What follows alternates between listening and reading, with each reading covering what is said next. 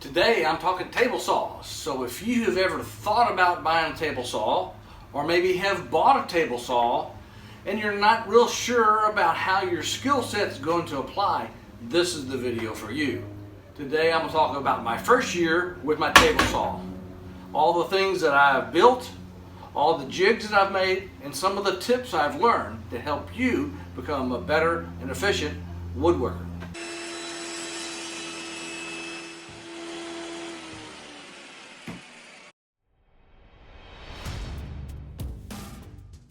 The first project I undertook with my table saw was my garden bench. I've been needing to do it for about 3 years.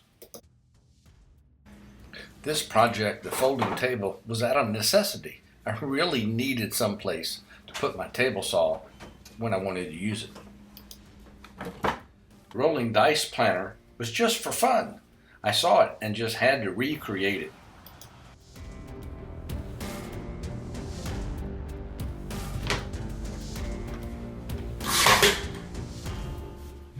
So people may ask, Bodie, why did you choose the DeWalt? One simple reason for me was this rack and pinion adjustment of the fence. From all the things I've looked at and all the videos I've listened to, part of the key is having a good fence that can make it be flush and consistent for every cut. And this rack and pinion moves both sides and both ends at the same time. You can lock it down after you get it adjusted and it doesn't move. That was a great feature for me. Here to be seamless. And then bevel these on 4 sides.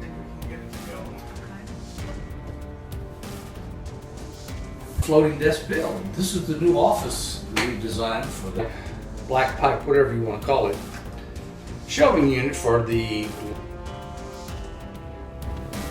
So here I am in my study, enjoying my nice new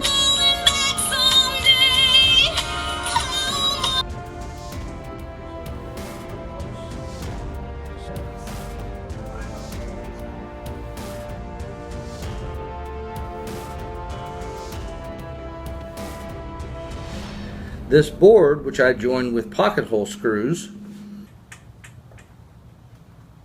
So let's talk about adjustments for woodworking. The first thing you want to do is go to your table saw and you want to adjust your fence. You want to make sure that your fence, when you have it set and the edge of your groove is a very easy way to do that, that the front edge and the back edge are identical. If you can get a tape measure and you can measure it from your saw blade, that's fine too. And the other adjustment you want to check out is your blade. You want to get a right angle and put it on here and make sure that your blade is directly 90 degrees to your work surface. You'll see some people have a little measuring device, and that's fine and good. I think you can do it with a right angle. It'll do just the same job for you.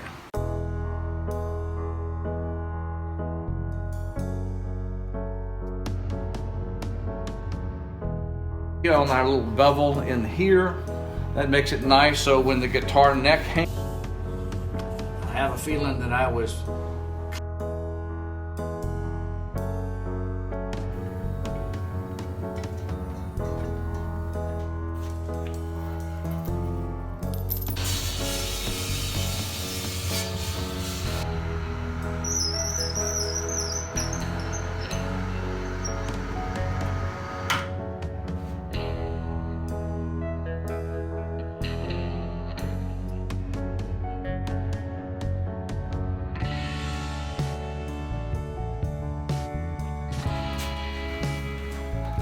there we go.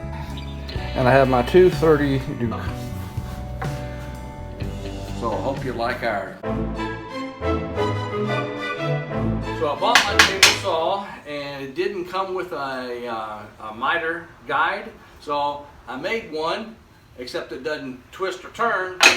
Very simple. It's a little for making cross cuts on whatever small piece of materials that you need to cut very quickly and very easily. Doesn't have to be very big, doesn't have to be very elaborate, it'll do the job. This is my primary sled that I use for cutting all pieces. It's wide enough and long enough to have support. Even if you're just nipping the end, you got plenty of room on either side to push your stock through. And it has a little rail up here. I'll show this to you. So if you need to attach some clamps to it to hold stuff down that are smaller, you can do that as well. Notice how easy this thing slides and wax nicely. This is my second sled. The first one I replaced because it was not square. The third sled or jig I built is this straight cut jig. So you have a rail on the edge of the board here. This would be a straight cut along here. So as you put the rail on, then you cut this, you know this is precisely to the edge. This last one's a little more elaborate. Here is the guide down here. This goes along here. This piece is adjustable from these two twist knobs, so you can adjust the depth.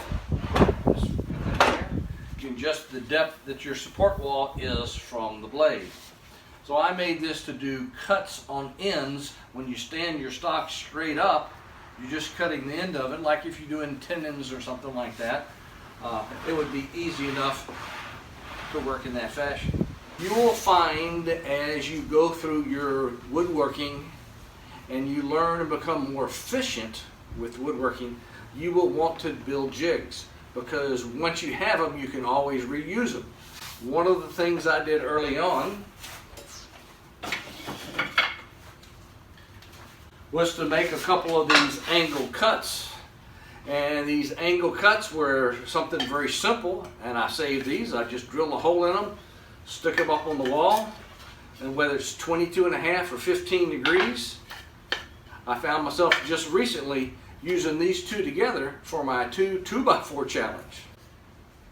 So keep all your pieces, your jigs, mark them up. You'll find that you'll use them throughout the years.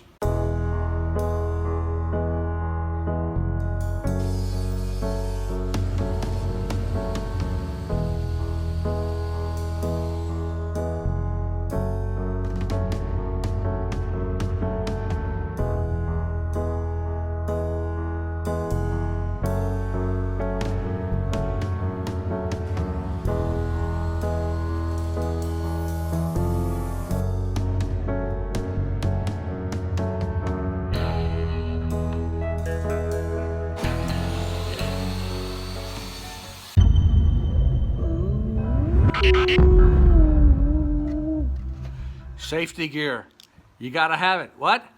Safety gear, you gotta have it. For me, the number one safety gear I have is this face shield.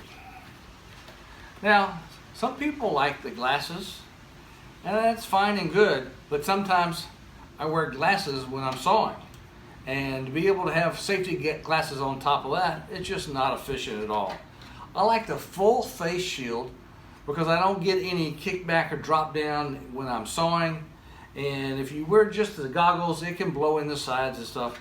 I'm fully protected with this. I like it a whole lot better. You can find a link to that on my website. Currently I have a giveaway on my website, so go there today. Number 2, earplugs. My wife says I'm getting hard of hearing, and I say that's selective hearing. Get you a pair of these, they'll help. Push sticks.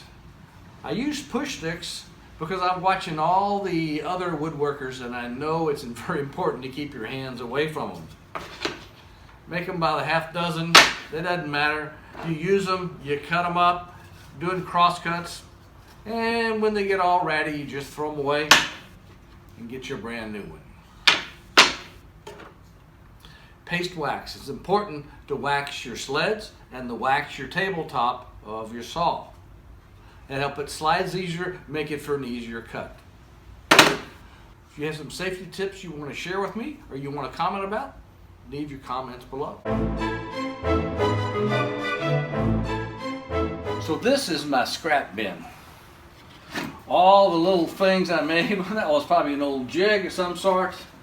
We've got other pieces up here.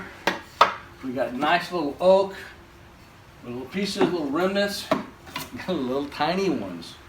We have all sorts of things in here from projects. We want to save these, or hoard them as some people would say, because we'll find a use for them later. For example, my child-proof gate latch, I made 100% from the scraps I had in my scrap bin. One of the key things you learn when you have a table saw is dust collection. By golly, you just have to have a vacuum hooked up to your table saw. It really puts out the sawdust. So hopefully these tips you can learn something. And if you did learn something in this, be sure and give me a thumbs up. And if you have some more comments or questions, leave them down in the comment section below. And I'll tell you that we'll come back and do another one of these at another time.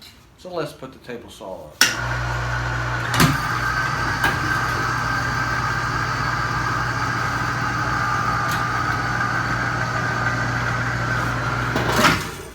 There we go.